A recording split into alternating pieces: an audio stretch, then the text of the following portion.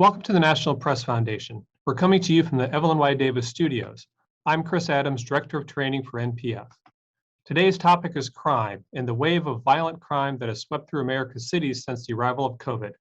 Just one stat, overall homicide rates across U.S. cities jumped 30% from 2019 to 2020.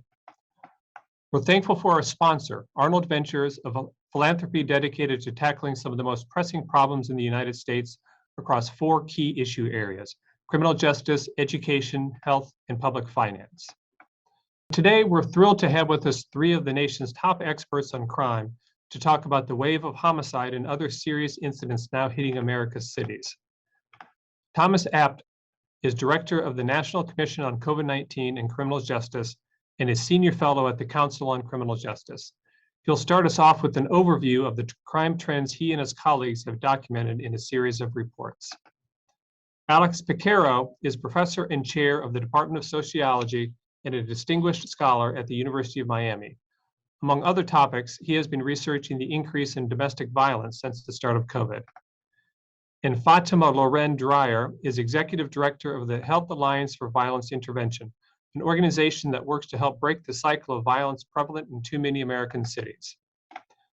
We'll hear from each of the panelists, and then we'll have plenty of time for Q&A.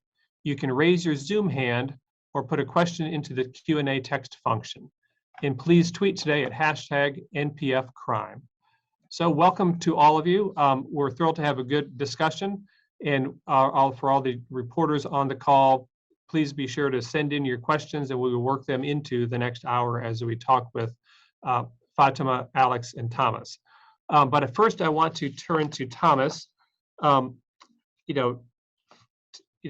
and your colleagues at the Council on Criminal Justice and the National Commission on COVID-19 and Criminal Justice have been documenting crime rates and how they've changed since COVID. And I was hoping you could give us the big picture overview. How have the crime rates changed and how much of that is violent crime versus other kinds? And so I'll turn it over to you, Thomas. Welcome. Thank you so much, Chris. It's a pleasure to be with you and with your colleagues at the National Press Foundation today. As you mentioned, the Council on Criminal Justice just almost a year ago launched the National Commission on COVID-19 and Criminal Justice. And our mission, I direct that commission, and our mission was to study the impact of the pandemic on crime in the criminal justice system, recommend immediate actions to stop the spread of the virus, and to recommend a policy agenda for a post-pandemic criminal justice system. Today, I'm going to focus on some of the reports we did documenting the impact of the pandemic on crime trends. Next slide, please. So Chris, as you mentioned, unfortunately, as documented in a report we released in January of this year and then updated just a few weeks ago, in 2020, we saw a historic rise in homicides, 30% across the cities we studied compared to the previous year. And as you can see, aggravated assaults and gun assaults also rose, but not quite as high. This 30% increase, if confirmed by official FBI statistics, will be the single largest spike year to year that we've seen since the creation of the Unified Crime Reports. However, it is important to notice, while such a large spike is deeply troubling, we're nowhere near the violent crime highs of the early 90s. Homicide rates peaked in 1991, and then marched steadily downward until approximately 2015 or 2016. So it's important to understand that this significant rise in homicide and violent crime is cause for serious concern, but not necessarily panic. Unfortunately, in the first quarter of this year, January, February, and March, homicide rates remained elevated. And in fact, an interesting note here, they remained elevated compared to last year, but significantly elevated compared to the year before. And one of the things to note here is that if homicides rose 24% compared to year 2019, that means that these homicide increases were beginning before the pandemic started. So that's an important point to keep in mind. And as you see, aggravated assaults and gun assaults track the homicide numbers, although not quite as high as well. It's also important to understand that not all crime is rising. Property crime, almost every form of property crime other than vehicle theft, and drug crime all fell very significantly during 2020 and in the first quarter of this year. Next slide, please. Here I'm just showing you some data. These are weekly rates of homicide beginning in 2017 through the first quarter of this year. And what you can see is that homicide follows a roughly cyclical pattern, as many of us know. It peaks in the warmer months and declines in the colder months. But what you can see is that during the period of the pandemic and during the last calendar year of 2020, we had significantly higher rates with a significant spike happening around the end of May, beginning of June. It's also important to note that this, as you can see, rates were slightly higher than previous years just before the pandemic began as well. Next slide. The aggravated assault numbers largely show the same thing, although because there are more aggravated assaults, the data is less noisy. So you can see a clearer cyclical pattern with the same spikes during the pandemic and especially at the beginning of the summer in 2020. Next slide. Similarly, this is the same data, same representation, this time for weekly rates of gun assault. You can see the same patterns. Next slide. So one thing to consider when you're thinking about what's going on here is this driven by local factors? Sometimes, as with previous spikes in 2015 and 2016, a single city, if it's large enough, such as Chicago, can experience a massive increase in violent crime, and that can drag the national rates up.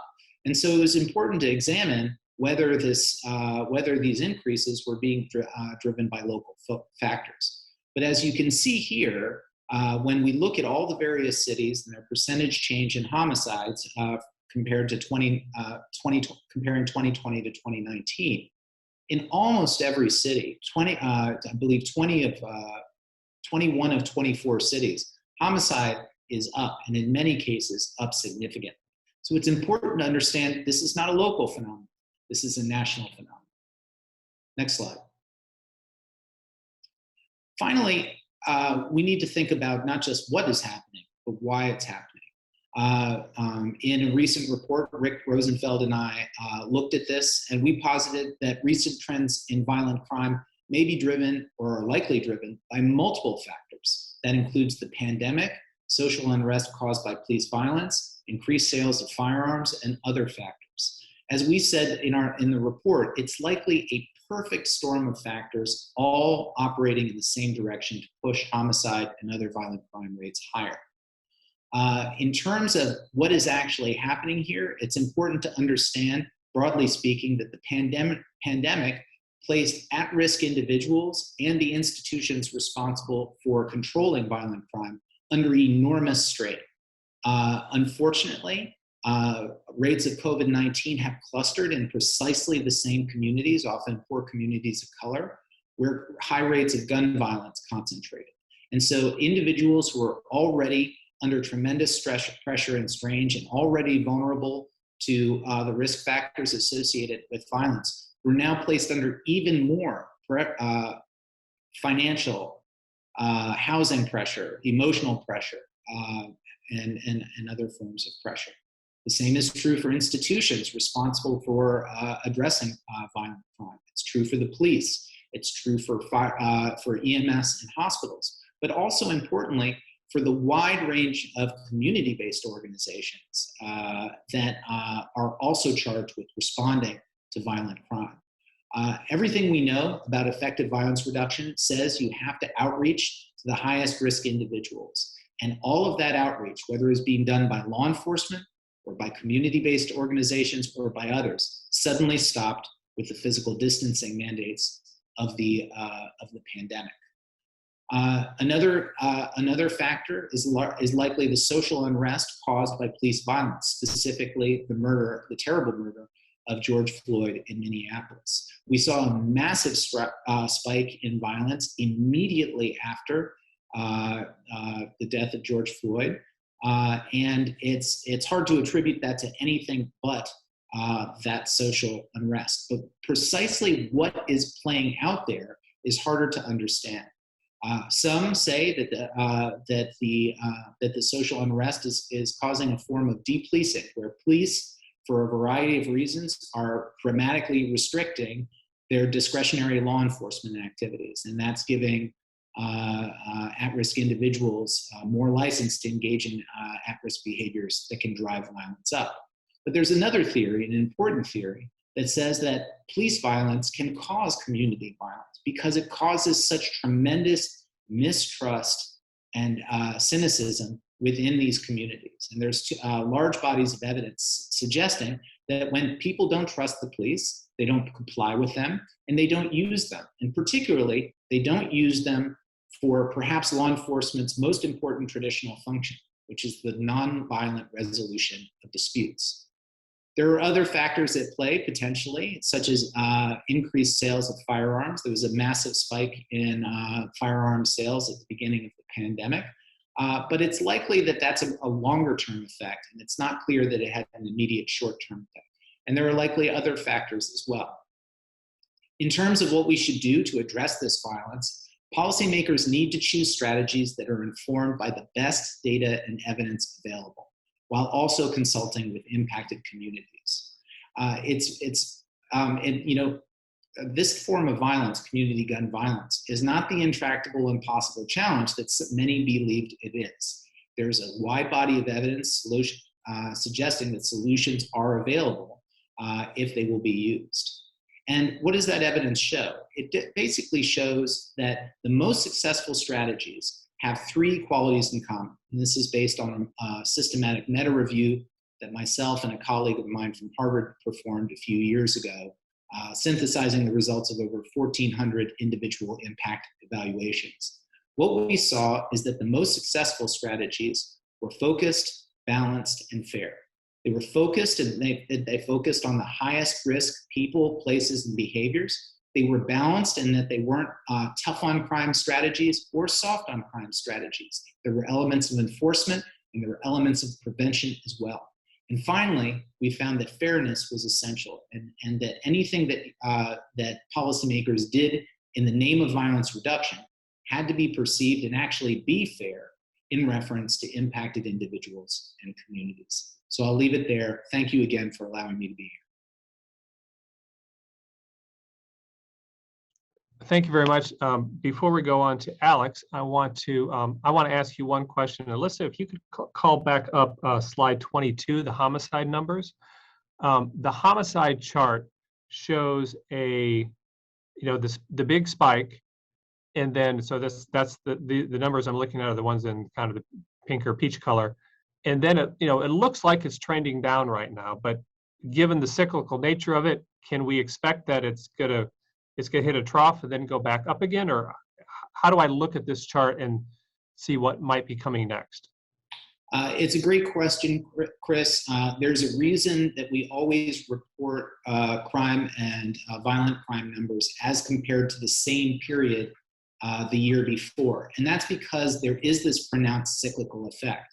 So you don't want to write a story every fall that says crime falling precipitously, because it's expected to fall precipitously because of the seasonal changes. But what you can see is that while crime is, and in this case homicide, is continuing to follow this cyclical pattern, that cycle is much higher, at a higher rate than previous cycles. And unfortunately, I think many of us who study this issue carefully do expect a violent summer in 2021. All right, so thank you very much. Now let's turn to Alex. Alex, one of the crime categories that you saw that has seen an increase is in domestic violence. Your work with several colleagues in the Journal of Criminal Justice found that, quote, incidents of domestic violence increased in response to stay-at-home lockdown orders based on several studies from different cities, states, and several countries around the world. So I was hoping you could give us the overview of what you all found, how it plays out across the country and how it compares with what's going on in other countries. Thank you, Chris. Thank you to the National Press Foundation, everybody at home or at work, wherever you're listening today, and to my colleagues, Thomas and Fatima, for joining me in this presentation. A little over a year and a half ago, Chris, I was in Dallas, still there, before I came to the University of Miami. And when the pandemic hit in the first quarter of 2021, we were starting to think about what effect this would have on crime, as most criminologists and social scientists were thinking about. And then when the lockdowns happened in the Dallas area, this is middle to end of March, we started thinking about, well, if you're going to take everybody away from their homes, from their workplace, from their gyms, from their movie theaters, from everything that we're all used to doing, and you lock them up at home for 24 hours a day, there's a hypothesis that would anticipate that we would see some increases in domestic violence. And so, as you can see there on the first slide, my colleagues and I were the first set of researchers to document in a single city, in an intervention point of analysis, that there was a short-term effect in the first few weeks after the stay-at-home orders took place in Dallas, Texas, looking at police data. We didn't do a long-term analysis because, as you know, the lag between analysis and review and publication is always long. But ours was the first study. And at the same time, the Council of Criminal Justice released a report as well, looking at police calls for service in a series of other cities that also started to document increases in domestic violence. So my colleagues and I continue our work in Dallas and in other cities, and I joined with Thomas and other members of the council who were doing research as part of the COVID-19 Commission. And Thomas, to his credit, one day said, there's a series of domestic violence studies going on. What are they all saying?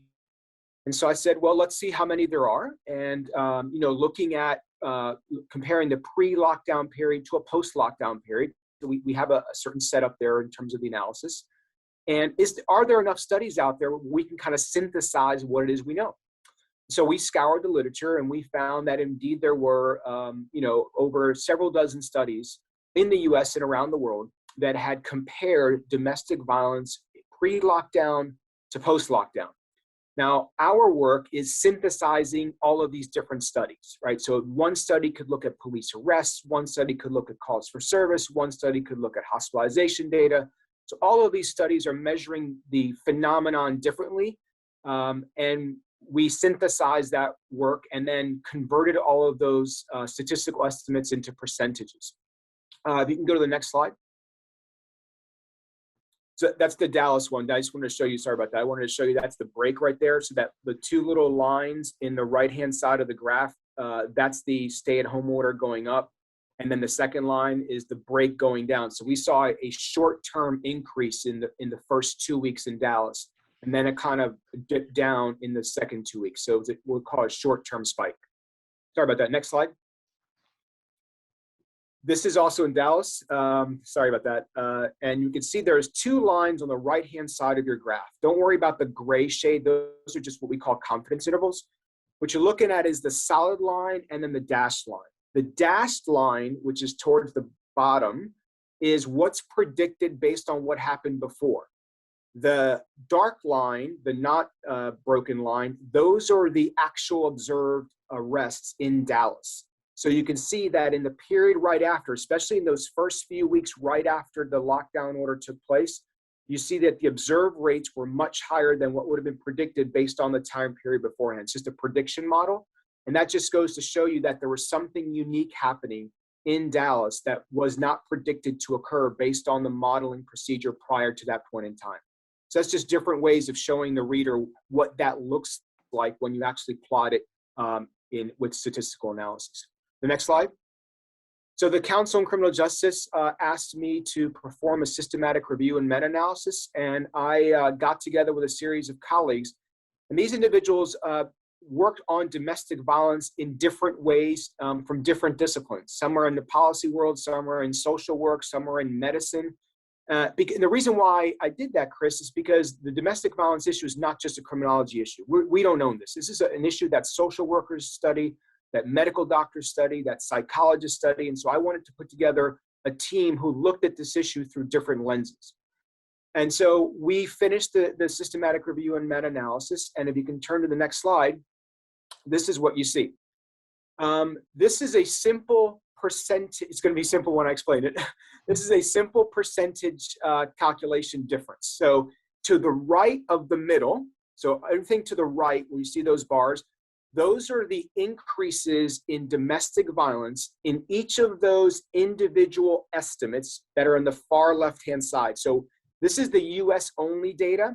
This is based on 12 separate studies at 31 estimates. So some of those studies could have had multiple cities that they looked at. So, one study could have looked at Phoenix and LA.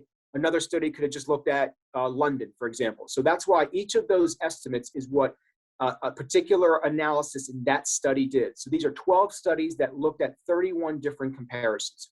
We created the percentage difference between pre-lockdown and post-lockdown.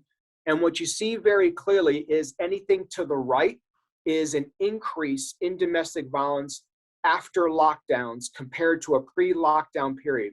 The ones toward the bottom are what we found in terms of decreases. So yes, some of those studies did report decreases, but when you're looking at this, you're looking at the overwhelming evidence. And what does the overwhelming evidence suggest?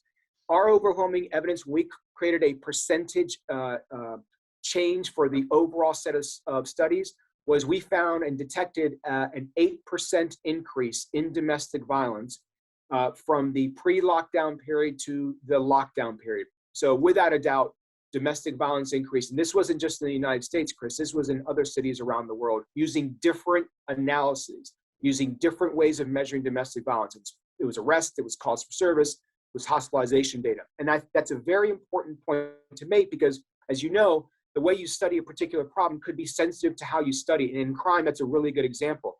But when you see the same substantive conclusion, whether it's in Dallas or in Phoenix or in another city in Europe, using different modes of data in different time periods, the only thing that's common is you're comparing pre-lockdown to post-lockdown, we see this increase. There have been studies subsequent to this, Chris, that we've done now in Miami and in San Antonio, and including Guatemala, which is the first study ever done in the Americas to actually look at the pre and post lockdown period. And these are studies that are still under the review process. But once again, we document increases. So this phenomenon is real. I actually believe, Chris, that these are floors and they're not ceilings.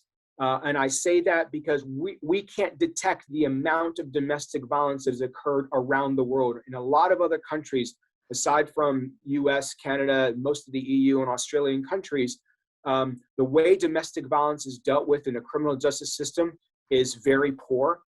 Women don't have the same sets of rights that they do in other countries. And so there's a lot of underreporting in those countries. And not only physical violence, right? We're detecting physical violence. I can't even put a number on emotional violence because that never comes to the attention of police officials. And so if we're seeing these increases in physical violence, I have no doubt we're seeing these increases in emotional violence. And I also worry, Chris, about the children who are home at the same time. And they're being exposed to this. And we know that one of the strongest risk factors for criminal behavior later in life is exposure to violence early in life, especially in the home. So, people might be done with the pandemic. At least some people are acting that way. But the pandemic isn't done with us. And there are multiple pandemics within this pandemic. And I think Thomas really nicely captured some of those different pandemics. The domestic violence one is one that we're now documenting, but we're going to see the effects of this now over the long term. With respect to policy, and this is always the most important question is, so what do we do with this? And I think that there are at least 2 or 3 issues.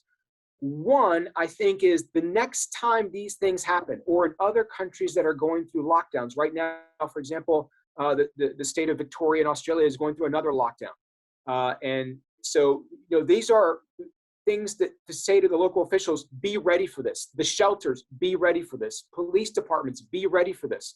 So individuals who have been previously victimized, stop by and do welfare checks. Make sure that you bring the social services component to this. Make sure that you remind people to engage with their colleagues at work or their friends to let them know what's going on. As well, there's also a point here for technology to occur. All of us have these wonderful cell phones in our hands these days.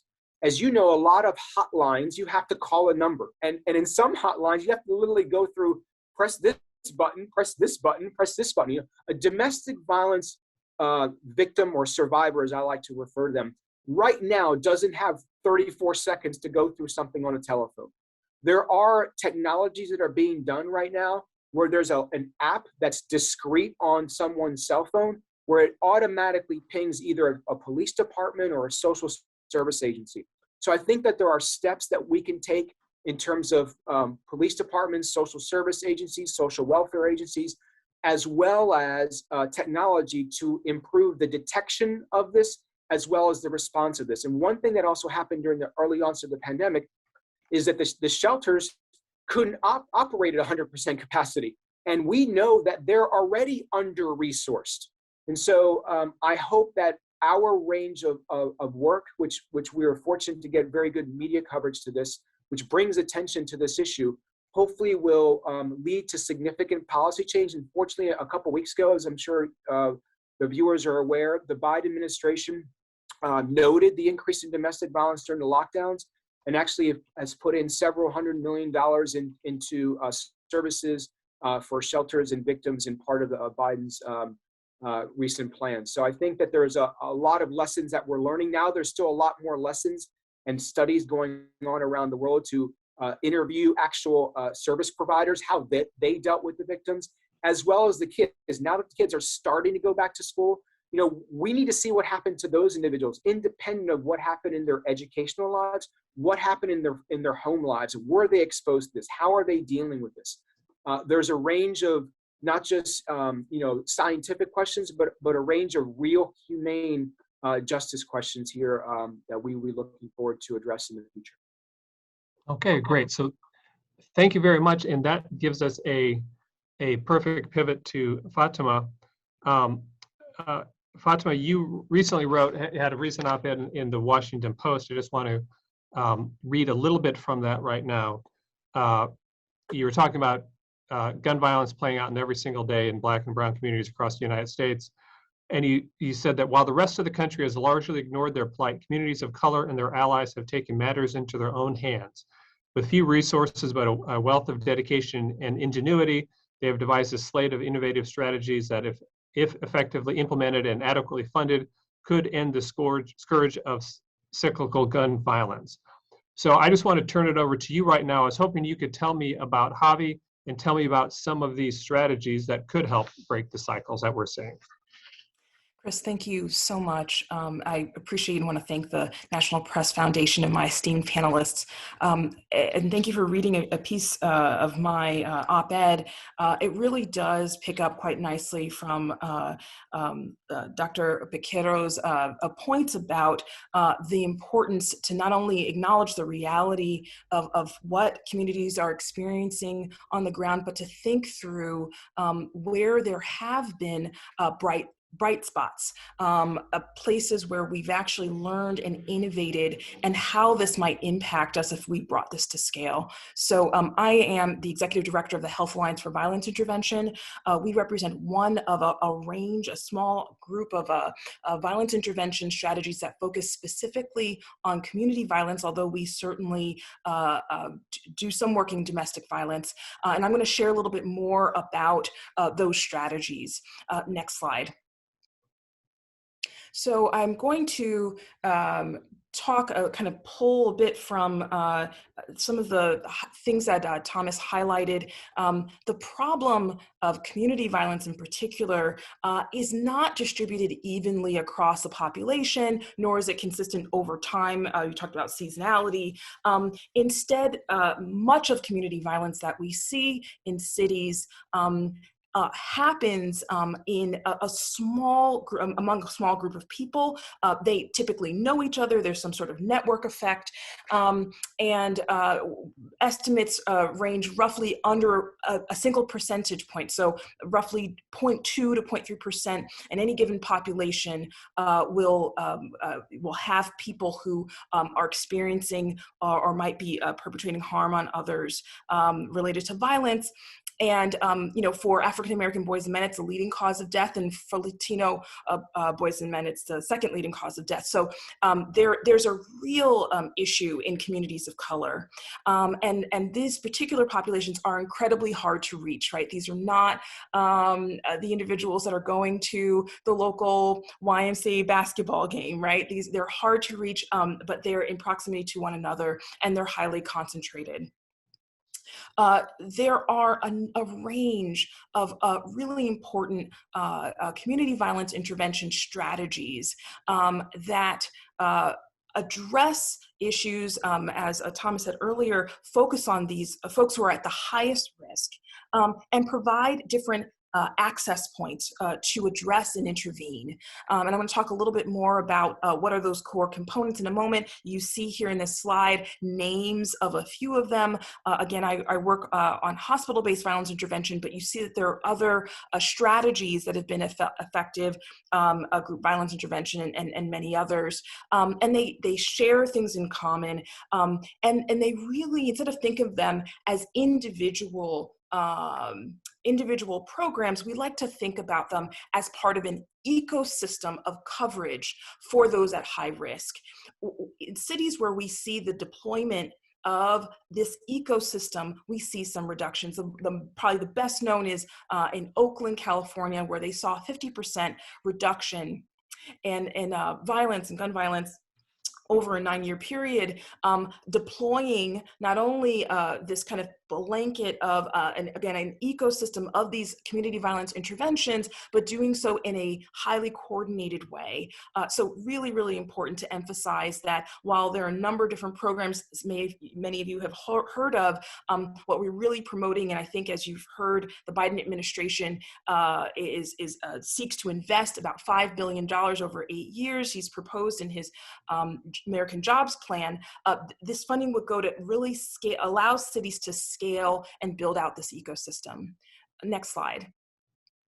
So to drill down a bit more to Thomas's points about looking at a focused, balanced, and fair set of interventions, the CDI ecosystem has a few traits in common. They identify those that are at highest risk, and there are a number of risk factors that are included in that kind of idea of those who are highest risk.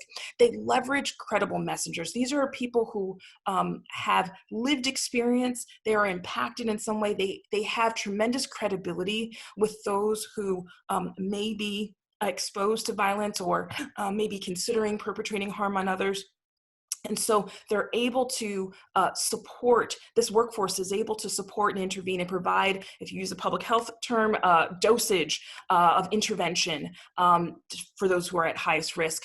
It's really important to also have individual wraparound care. And I heard both of my panelists, fellow panelists share this, the intensive case management, life coaching, but also housing, their employment. These things help get to the root causes of what kind of create the conditions for violence in the first place, and incredibly important that we look to transform the lives of those who are at greatest risk.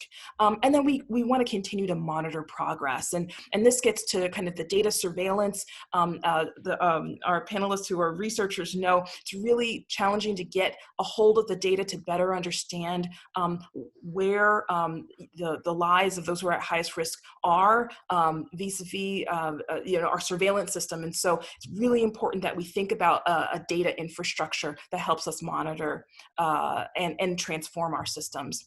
So among these kind of core components, we at the Hobby focus on hospital-based violence intervention. So next slide, I'll share a little bit about this model. We take those who are at highest risk who have been shot. They've been violently injured. They enter the hospital for care of their physical wounds. And here we leverage credible messengers who not only support at bedside, so if retaliatory violence is planned perhaps in emergency rooms or within this person's network, also we know that there's an elevated risk for re-injury. Those who have been violently injured studies show kind of in the aggregate meta-analysis shows that roughly their chances of being re-injured within 5 years is roughly 30 to 40%. So these credible messengers are talking directly to violently injured patients and providing care at bedside, as well as following up post-discharge for months, sometimes even years. And on the right, you see a range of the services that our programs provide: support with housing, safety planning, addressing some of the educational and job placement concerns and needs. Sometimes it's legal advocacy. So there's a range of needs that our clients come, but it's really about this intensive case management and, again, addressing root causes. Next slide. So adult randomized controlled trials are hard to come by. We have a number of randomized controlled trials, both in the adult and child population. I just have a few summarized here. One of the best cited is the Cooper in Baltimore. That was a randomized control trial that was done in Baltimore, and saw significant reductions and found that participants were 4 times less likely to perpetrate a violent crime following in participation when compared to the control group. So it really meaningful. Of course, much more research needs to be done, and ones that are really informed by not only rates of violence and re-injury, but also some of these other outcomes. We, again, are in the business of transforming the lives of those who are disproportionately impacted by violence. Next slide, and I think this gets to, I think, a final point about the role of the media. We believe that part of the challenge in this field is under a full comprehensive understanding of those who are violently injured, those who are exposed to violence, who are part of this network, and thinking about how we understand, first of all, problem formation and humanize those who are part of violent in those violent networks. And so we recommend shifting to human-centered language. We talk about those who are impacted by violence. We recognize that we don't want to call up the negative implications of things like gangs or using the term thugs, but instead looking at group involved, perhaps street affiliated, formerly incarcerated. We want to make sure that we recognize, particularly for our work, that those who've been violently injured are victims of violence, right? Their exposure to trauma is something that we should pay attention to. Berkeley Media Studies Group, in fact, conducted a study, an analysis of the news. It was in the state of California. And what they found was that 85% of coverage of violence focused specifically on incidents of violence, and roughly 60% described that violence as gang violence or prison violence. And so I do want to kind of, my impassioned plea to conclude my presentation is that the media plays a role in how we understand violence, understand where the solutions lie, and in a way, an opportunity to humanize those who are experienced in this community and those who are doing something to transform it. I think that's all. You can do the next slide. Yes, thank you. I appreciate it. And I'll turn things back over to Chris. All right, thank you very much. I do, before we have some questions from the audience, I have some additional questions. If you want to get a question in, either raise your hand or put it into the Q&A function. But Fatima, I just want to ask you for clarification on one of the points you raised. You said of those who are contacted while they're in the hospital, 30 to 40% of them within 5 years have been caught up in violence again, have been injured again, and those are the right numbers? No, this is if not touched by our programming. What we look at is hospitalization rates for victims of violence. So what we find is that, and there's actually a broad range. Some hospitals find that the re-injury rate can be as high as 60%. So I mean, it's a really large range. But generally what we find is that 30-40% of those that come to the hospital injured, violently injured, will return within 5 years. So roughly 30-40%. Got it. Okay. So I want to turn one first question from Mike Clifford, who is from KRZA Community Radio in Colorado. And I'm just going to throw this to all of you. I mean, this is kind of one of the, kind of the overhanging questions I think that a lot of people have right now. And is the rise of violent crime the result of efforts to defund, reform, or reorganize police departments? So if I could maybe go to Thomas first, and then Alex and Fatima, if you can maybe think about that also. I mean, what's the evidence show about whether the rise of violent crime is a result of efforts to defund, reform, or reorganize police departments? Well, I think the first thing to say is there's clearly no direct evidence that advocacy of one part or another is having a direct effect on crime. But stepping back, we are obviously in a hyper polarized political atmosphere, and that atmosphere where you were either 100% supporting the police or you were 100% criticizing the police. This sort of all or nothing often political loyalty test really makes the problem-oriented, evidence-based solutions that you heard my colleagues Alex and Fatima talk about harder to implement. And I just want to say, I want to congratulate both my fellow panelists. Those were excellent presentations. And I would also say that the current atmosphere is making it harder for policymakers to do what the evidence says, which is that we need a balanced set of approaches that do include enforcement, including policing and prosecution, but are balanced by traditionally significantly underfunded approaches like the ones that Fatima talked about, that are community-based, not enforcement-oriented, yet deliver real results. So we have to find some way politically to pursue a middle path, in my opinion. Okay. Alex, did you have any thoughts on that? That was an excellent answer, but never allow an academic the microphone. So I'll just add one thing. This is not a pro-police statement, an anti-police statement, but the best approach to crime and violence prevention, Chris, is that you need both. This is not a one or the other game. I assure you that the police care deeply about solving the problem of violence, just as non-police interventions care deeply about solving the violence. And we can't do one without the other. And so the key is, how do we use both of them in the best possible way, following the best evidence, and to attack the problem from all sources. Okay. I want to turn it, I have a question here directly for Fatima. It's from Andy Sullivan, who's a reporter at Reuters, Andy, nice to see you on the call. Andy was with our criminal justice program a couple of years ago that we had. This is for Fatima. Given the Biden administration's $5 billion funding proposal, do you have a sense of how much funding constraints are holding back CDI programs right now? Is the lack of funding the main barrier to widespread adoption? Thank you so much. It's a really wonderful question. I would say, given the burden of violence in our society, $280 billion annually, there has been, I think, a significant underinvestment in evidence-based solutions that complement strategies within, again, an ecosystem for cities. Cities haven't been given, I think, the full range of tools they have deployed with fidelity to actually address the issues of violence that they see in their cities.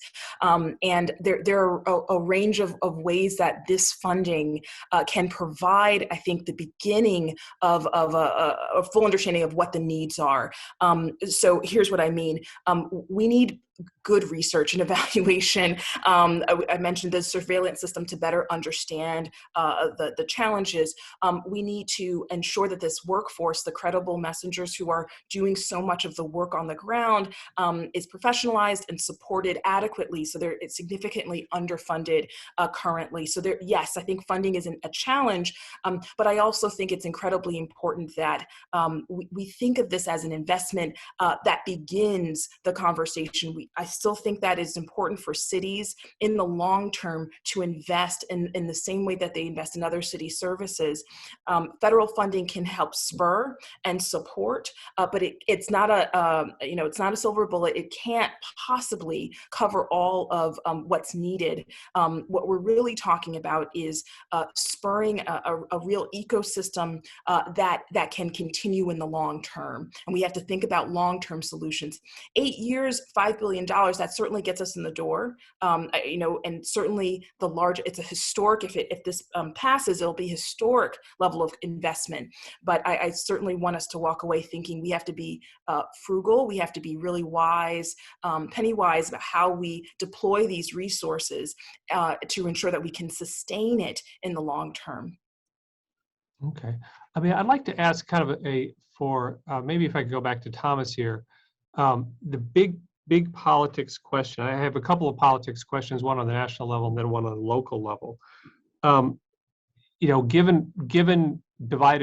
Given Washington right now and the Biden administration's goals and the 50-50 split in Congress, I mean, big picture, what do you think the Biden administration can reasonably get done, or Congress can reasonably get done, or is this going to be something that stalemates? I mean, do you have a general sense of the big picture politics? Well, I have been involved in advocating for evidence-based programs within the administration and on the Hill for some time. And, you really have to credit the Fund Peace movement that Fatima is involved with for getting the ear of the key Biden advisors to impress upon them the importance of these community-based programs. My sense of it is that this is something that could get through Congress. It won't, I think, if we have sustained attention. I think now more than ever, people must appreciate the urgency with rates of homicide and other violent crime really escalating. And at the same time, I think we understand that there's a tremendous need to re-envision public safety and see it not just as a matter of law enforcement, not just as a matter of policing or prosecution. And so we still need law enforcement, policing, and prosecution, but we need these community-based programs to complement those approaches. So it's not our only approach. We need to give people things to say yes to, as well as to say no to. But my view is that these solutions are evidence-based. They're reasonably nonpartisan, and so my sense of it is that these programs should be able to get through Congress. That's my hope. Okay, Alex, let me toss the local politics question at you. Given the spike in violent crime that we're seeing in many cities, and kind of the difficulty in local administrations and police departments to tackle it, do you think we're going to see, are we going to see in Atlanta, the mayor is choosing not to run for re-election in part because of the crime problem there? Are we going to see this replicated in other cities where leaders essentially can't figure out how to handle this and kind of step away? Well, when you become a leader, that's your job, is not to step away. I'll speak specifically here in Miami, to be quite frank. I'm sure everybody is very familiar with the shooting we had this weekend at a concert, and the videos are pretty atrocious. Prior to that event, we had started to see the shootings that were starting to emerge in Chicago and Atlanta and these other cities around the U.S. And our mayor here of Miami-Dade, Daniela Levine Cava, has put together a peace and prosperity plan that is currently being vetted with the commissioners here in Miami-Dade. Her plan is a focused plan that looks at non-police interventions, all using evidence-based approaches.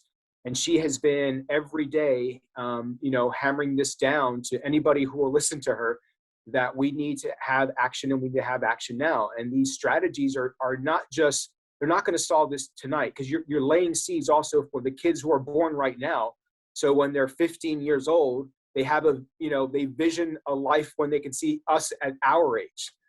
And so, we have to think about, this is not a today issue, but we have to get kids on these streets to think about there is a tomorrow. You can't be living for just right now, because a lot of these kids are only thinking about right here and right now.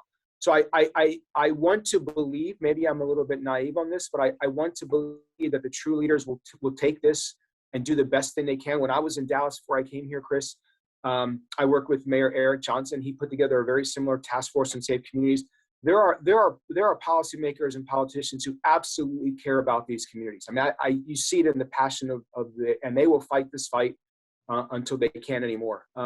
You know, right now we have an administration in Washington, D.C. that has extensive history in the criminal justice arena. And so I think we have, you know, a window of our opportunity. Windows close, as we all know. But I do believe that the future is bright for policymakers in this day and age. Okay. Let me go back to you, Alex. This is a question I think either you or Thomas can handle. This is from Ashley Lutheran from the Milwaukee Journal Sentinel. How linked are the rise in homicides and the rise in domestic violence? Or to put it differently, were a larger share of homicides in 2020 tied to domestic, intimate partner, or family violence? What new research or evidence is available on this topic? Is that something you could tackle, Alex? I'll let Thomas go first, and then I'll pick up after him, if that's okay. Okay. I think two things. First of all, you know, both community violence, which, as Fatima noted, is often between and among young men without a lot of options and without a lot of hope in our nation's cities. That is the prime driver of the increasing homicide rates. So today's homicide problem looks much like yesterday's homicide problem in terms of the prime drivers. That said, domestic violence is also up. And while it's not accounting for as many homicides, it's still a very important issue. And I also want to, Alex just talked about in his original presentation, talked about the connection over time between domestic violence and other forms of violence. A key risk factor for perpetrating violence later in life is exposure to violence, especially domestic violence, as a child. So we need to be able to focus on both of these. Yes, community violence is driving the homicide numbers right now, but we need to be able to address both. Okay. Any added thoughts on that, Alex? No, that was well said. Okay. I want to. I have a question for Fatima. Then we have some other questions from our listeners coming in. It's 12:53 right now. We'll probably, as long as the speakers can stick around a few extra minutes, we'll go past 1 o'clock so we can get more of these questions in. I'm seeing some nodding heads. That's good. Fatima, I was hoping you could tell a little bit more about the one case study. You made reference to it in Oakland, California. Could you describe a little bit more in detail what their violence reduction strategy was and still is, and what sorts of results did they see? Absolutely. And I will share that I'm not in Oakland, but I have deep respect for those who have worked tirelessly on the ground to create, I think, the incredible results that we have seen there. It might be helpful to start with the fact that the hospital-based violence intervention programs were actually founded in Oakland. It began with a young man who'd been violently injured, who was in the hospital, and this was in the early 90s. And while he was there, the physicians would come and check on him, and unfortunately he was confined to a wheelchair following his injuries. But people were coming to his bedside and saying, we'd like to retaliate on your behalf. And he said, no, don't do that. And realized that no one really understood what he was seeing. And over time, he decided to come back, same with Sherman Spears, come back to the hospital and reel around and talk to young people. So Oakland's changed quite a bit since then, but I wanted to at least start with that. It's our foundation story. So Oakland's been testing these ideas for quite some time. So there's some of that historical context. I want to also acknowledge organizers. So there's a lot of advocacy that created the the funding source. So there was a measure for the city to tax itself. I believe it was a property tax that was supposed to fund. I think one measure was supposed to fund just the police, and another was just community-based groups. And so they all got, neither one of them passed. So they all got together and created this tax that passed that actually funded both. And so it's a measure. So now we have a sustainable source of resources, not only for the police, but also for community-based violence intervention strategies. And there were a few that were deployed. I mentioned hospital-based violence intervention.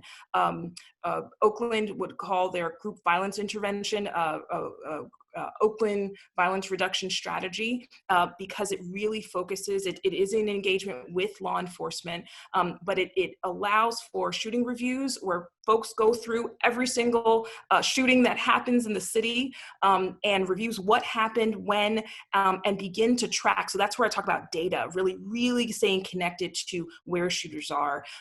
There was a real focus on taking shooters and likely shooters and providing intensive life coaching and wraparound supports and services. There was an analysis of social media, making sure that people are tracking where conflict might erupt. So it was this real commitment to understanding the problems, the antecedents, but also being incredibly well coordinated with an office for violence prevention and a number of other measures that really brought people together that created the conditions for these reductions over so many years. Unfortunately, Oakland's also experienced an increase.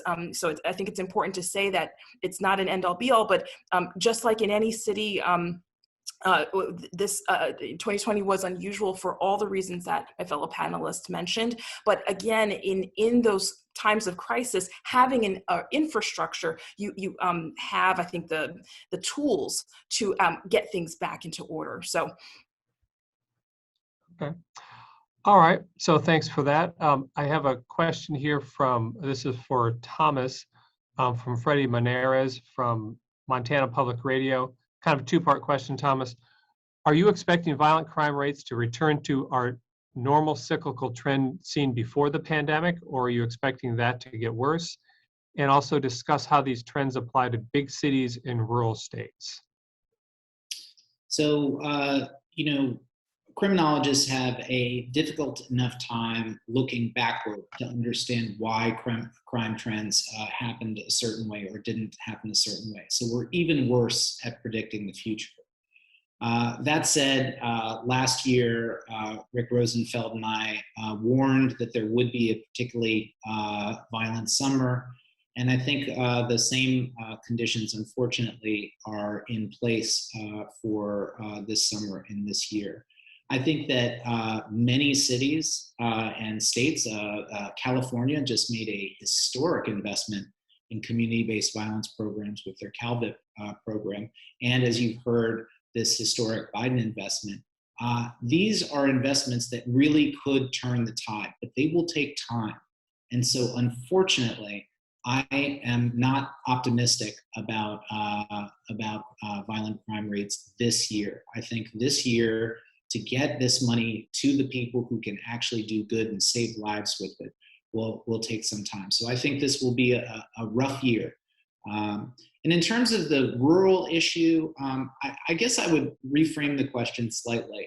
I think we often think of community gun violence as a phenomenon that impacts large cities, New York City, Chicago, LA. But in fact, much of this violence is happening in mid-sized and smaller cities.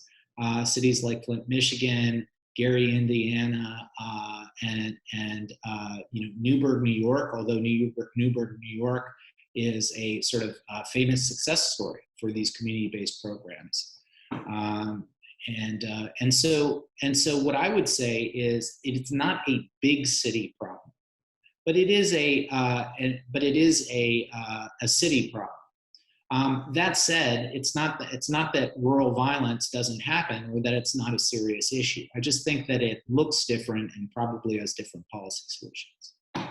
Okay, I'm looking at your one of your charts, and the percentage change in homicide. Omaha had the biggest percentage change. I guess this was from from last year to this year.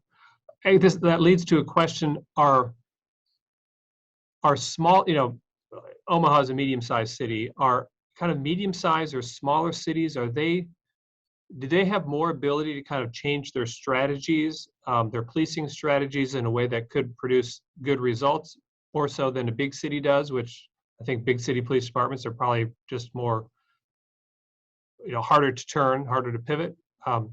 Which cities are able to kind of change their strategies to address some of these problems? Is that still to me, Chris?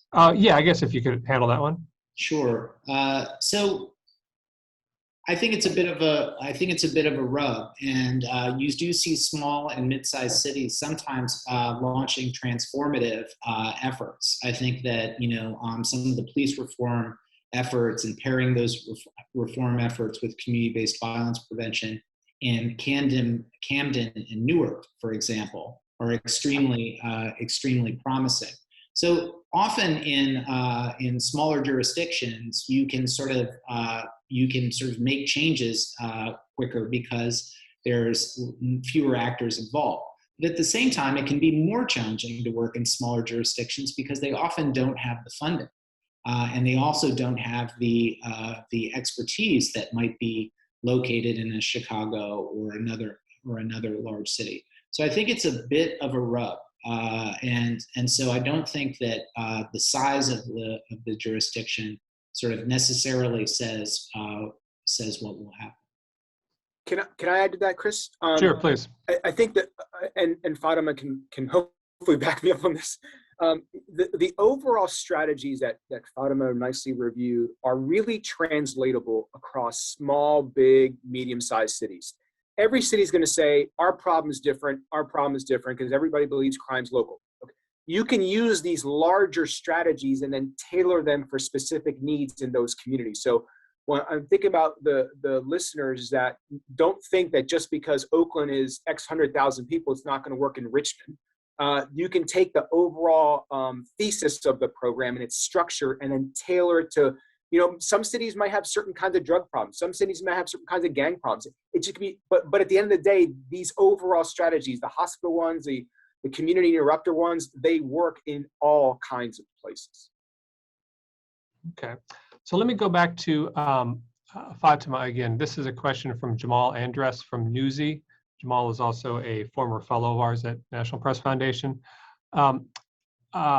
I know you all mentioned that this is not a one or the other situation, but several cities are doubling back on their defund the police efforts, presumably leaving some of these violence reduction programs underfunded. How do you balance pushing these long-term solutions to solve these short-term urgent problems? It's a challenging question, and it's one that's really political. And first, we've got to be kind of based in reality, right? The phenomenon of violence is cyclical.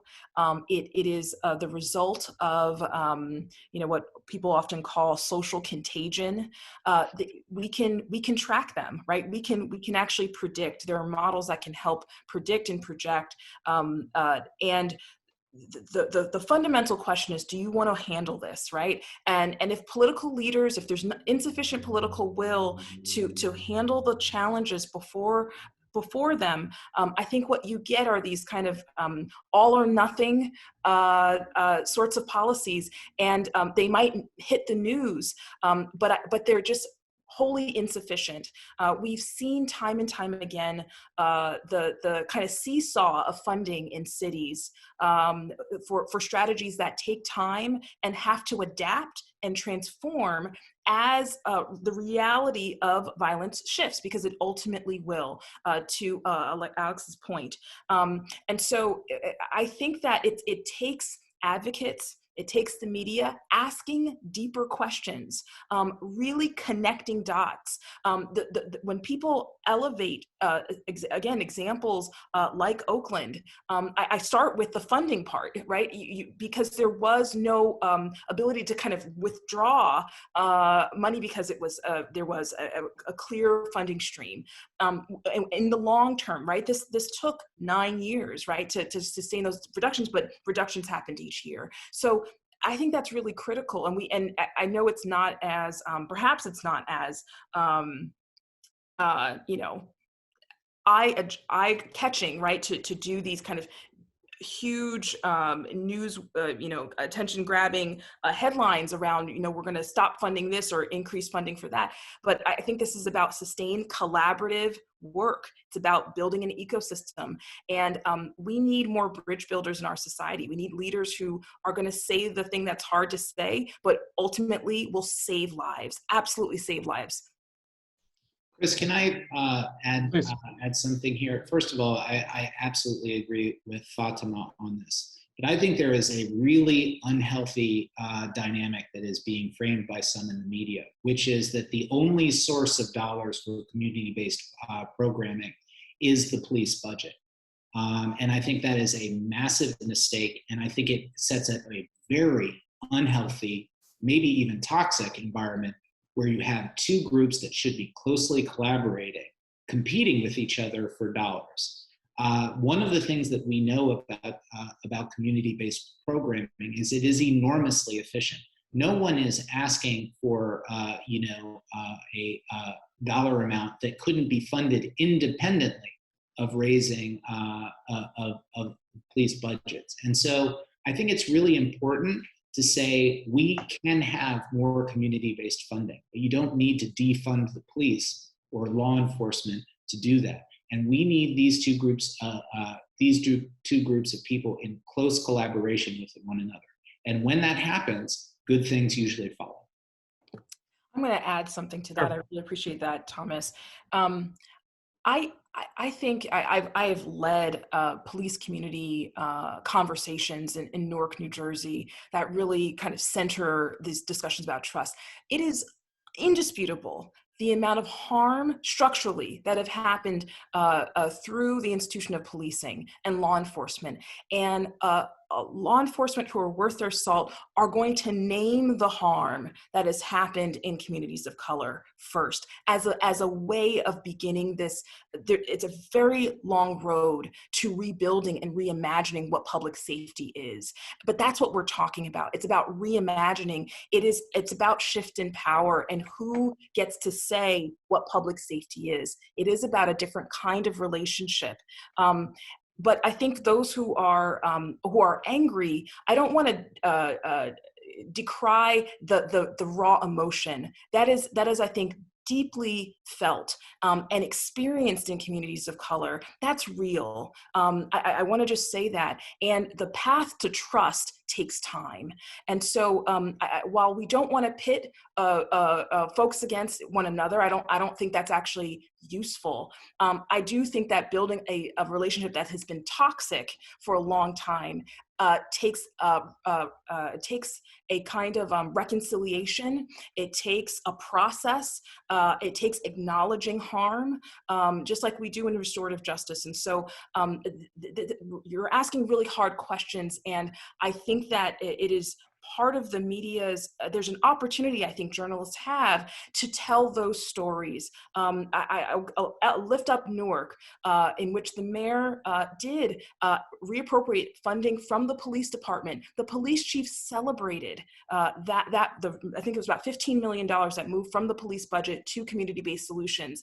And what the police chief said was, we celebrate this because these are our allies. The community-based work that's happening in the city is part of the reason why there was not a single, during the social protests last summer in Newark, not a single death that happened. Properties were left intact. It was remarkable because we saw a very different picture in other cities.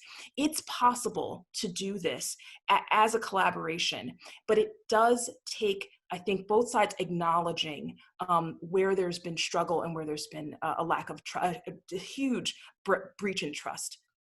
Okay, so It's past 1 already. I think I just have time for one or maybe 2 more questions. I want to, I think, put this one to Thomas. This is from Evan Mintz of Arnold Ventures. To what extent is the increase in homicide tied to hospitals overcrowded by COVID patients being unable to properly save the lives of gun violence victims? Kudos to Evan for asking, I think, a very interesting question. I don't think anyone has actually studied this issue, to my knowledge, so we really don't know. But I think you can see that the homicide rate is significantly higher than the gun assault and aggravated assault rate. And so, is there something here that's driving the lethality of these crimes? That's a potential. That would be a potential fruitful area for inquiry. But I think right now we really don't know. Two quick points to add to that. Sure. Most hospitals still in the U.S. at the multiple high points we had weren't at 100%. So there was still bed space in some of those facilities for gunshot victims to go to. There is research in the medical field that showed, and we have to dig down into how they made their estimates of these what they called unintended deaths. So people who didn't go to the doctors for several months to do annual checkups, who didn't go to the hospital for whatever sets of reasons. So there are medical doctors who are estimating, several thousands of cases of individuals who died in large part, not perfectly in large part due to what was happening during COVID. So there is something else that is in the background there. Okay. And so last question is coming from Jason Potts, who is with the Vallejo, California Police Department. And he has a question on ghost guns. Curious if any of the research has shown how a proliferation of ghost guns are playing a part in the increased violence. And he says that in their jurisdiction, we're estimating that well over half of all guns recovered on the streets in our jurisdiction have polymer P80 lowers. I don't know what that means. Maybe you guys do. But the question on ghost guns, is that is there any research on that? I'm not aware of anything on that in a traditional academic format. It could be something that's done by a local journalist working in a particular police department to gather that data, because those data are not routinely collected in any kind of national database that any of us would have access to. And that's a larger issue that all of us deal with, Chris, is our crime data in the United States is far in need of a lot of change and updating. We're basically using what was started in the 1920s with the UCR, and our data collection system, our reporting is extremely antiquated, and we need to scale up and resource that information, because your policies that are grounded in data are only as good as the data you have, and if your data aren't good, you can't do everything else thereafter. So I would recommend that he partnered with one of his journalists there to do an in-depth analysis in Vallejo, California. It'd be really interesting. Okay. And with that, we need to draw this to a close. It's been a fascinating discussion. We went over because we had so many good questions out there. So for all you journalists on the call, thank you for sending in your questions. For Fatima, Thomas, and Alex, I want to thank all of you for your time. We will be posting at nationalpress.org a full interactive transcript of this call, the full video from the call, as well as several resources, including Thomas's reports, Alex's research, Fatima's organization, and as well as many other resources that'll help you understand this issue. But that's all the time we have for today. So Fatima, Thomas, and Alex, thank you very much for your time. For all of our viewers, thank you for coming. Pay attention to nationalpress.org for more upcoming programs on crime and other topics. And until that time, we'll see you online. Thank you much.